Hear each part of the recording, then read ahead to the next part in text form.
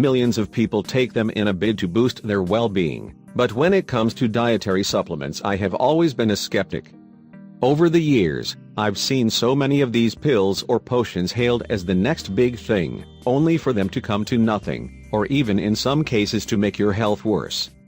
Take beta-carotene. This antioxidant, found naturally in vegetables such as carrots, was very popular as a supplement. That is until a study, looking at whether it could help prevent lung cancer in smokers, found that those taking high doses of beta-carotene were dying sooner than those who weren't. One possible problem with supplements is that once you start taking them, your body immediately thinks you no longer need that substance from your diet, so it stops extracting it from what you're eating. Since your body is so good at compensating, it always seemed to me that unless you're genuinely deficient in something, supplements are expensive and unnecessary. That's why I've shunned them, preferring instead to get all the nutrients I need from eating a balanced diet rich in fruits and vegetables. So, you can imagine how dubious I was when asked to take a supplement that would apparently improve my eyesight. And my complete surprise when it actually worked. We were intrigued by some groundbreaking research at the Nutrition Research Centre Ireland, at the Waterford Institute of Technology, that suggested that by boosting our intake of certain nutrients you can actually make your eyesight better. Their research centers around a part of the eye, called the macula. This is the spot near the center of the retina, the layer of light-sensitive cells at the back of the eye, which is responsible for your central vision. It is coated with special protective pigments, also known as carotenoids, which act a bit like a sunscreen for the eye, and are largely derived from the food we eat. Previous research, with supplements focused on people who have age-related macular degeneration, AMD, an eye condition where the light-sensitive cells in the macula start to break down. It is incredibly common, and the leading cause of sight loss in the UK, but there is some evidence that by boosting your intake of these pigments you may slow its progression. However, what the Irish study, called CREST, discovered was that with supplements you can also improve the vision in people with no existing eye disease. Basically, even if your eyesight is already good, they say you can make it even better. Apparently these macular pigments are not just protective against damage, they also play a role in vision, helping us to see detail more clearly, for example. And, according to the researchers, their levels decrease as we get older. One important thing these pigments do is filter out blue light from the center of the retina, explains John Nolan, the professor of nutrition and human health, who led the recent trial. Blue light is famously emitted by electronic devices, such as smartphones and tablets, but it's also given out by energy-saving light bulbs as well as daylight. This blue light produces damaging free radicals that over time attack the cells in the retina that we use for vision, raising the risk of AMD. But also, when you've got a lot of blue light coming into your eye, it can immediately result in bad vision, like what happens when an oncoming car doesn't dip its headlights at night.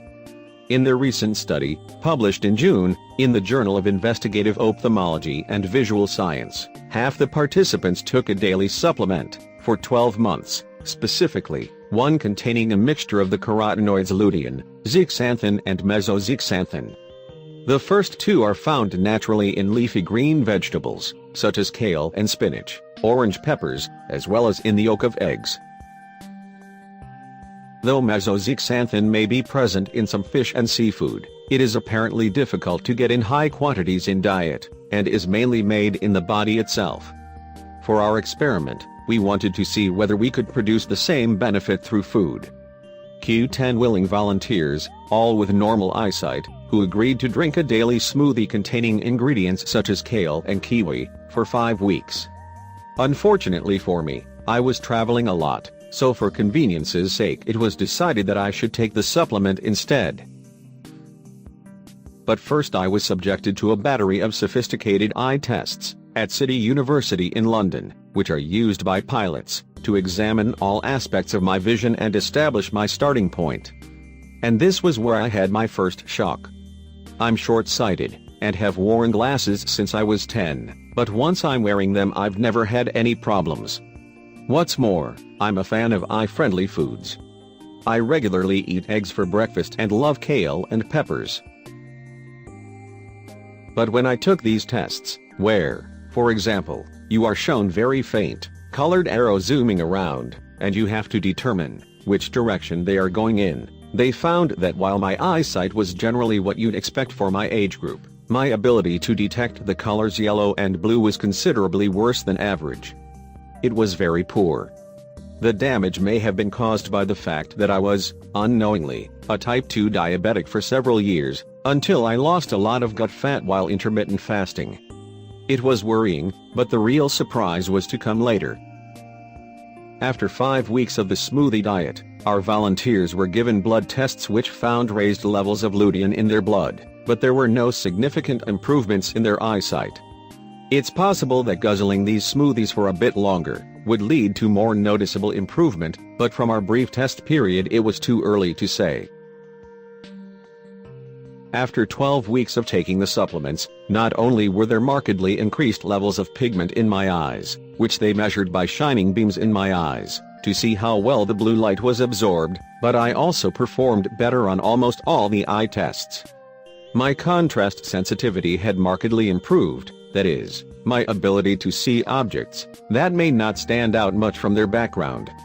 It's what helps a driver read a sign in the distance. Better contrast sensitivity means everything looks a bit sharper. In this respect, I had similar outcome to those who took part in the CREST trial. But, thanks to the cutting-edge testing equipment, the scientists were able to examine extra aspects of my vision which had not been measured in the study participants. What they found was that my ability to see in twilight scenarios was greatly enhanced, some of my rods were functioning as well as a 20-year-old. And my color vision had also shown an immediate improvement. My vision had basically improved across the board. Now, I can't say I've actually noticed any difference to my eyesight in my day-to-day life. So far it's just something that's detectable on very sensitive eye tests. But I'm told that if I were to continue with the program for 12 months, I might start to notice the changes myself. It's also possible that by boosting my macular pigments in this way, I will reduce the risk that I will develop macular degeneration, as people with this condition are also thought to have low levels of these pigments in their eyes. So, now I am facing a dilemma. Do I keep taking the supplements, despite my previous reservations? After all, they're not cheap at around £45 for 90 tablets. And more than that, I don't really want to take more pills than I have to. Professor Nolan says that supplementation could be beneficial for people as young as 30. Because of pesticides and modern farming techniques, food is not as nutritious as it used to be, and we can't get enough of these carotenoids from a normal diet, he says. We're also living longer and are exposed to more damaging blue light than before. But John Barber, professor of optics and visual science at City University, who carried out my eye tests, is more circumspect. I'd be tempted to say you could achieve the same results through diet, but if you can't get mesozeaxanthin through diet, then supplementation could be an option. But though he was surprised by the improvement in my vision, he adds, we would need to carry out a larger trial with more people before we can draw firm conclusions. I still haven't made up my mind about what to do. I've made an effort to boost the greens in my diet, and I'm slowly working my way through the leftover packets of supplements. What I'll do when they run out, I've yet to decide. But I'm certainly less skeptical about their benefits than I was before.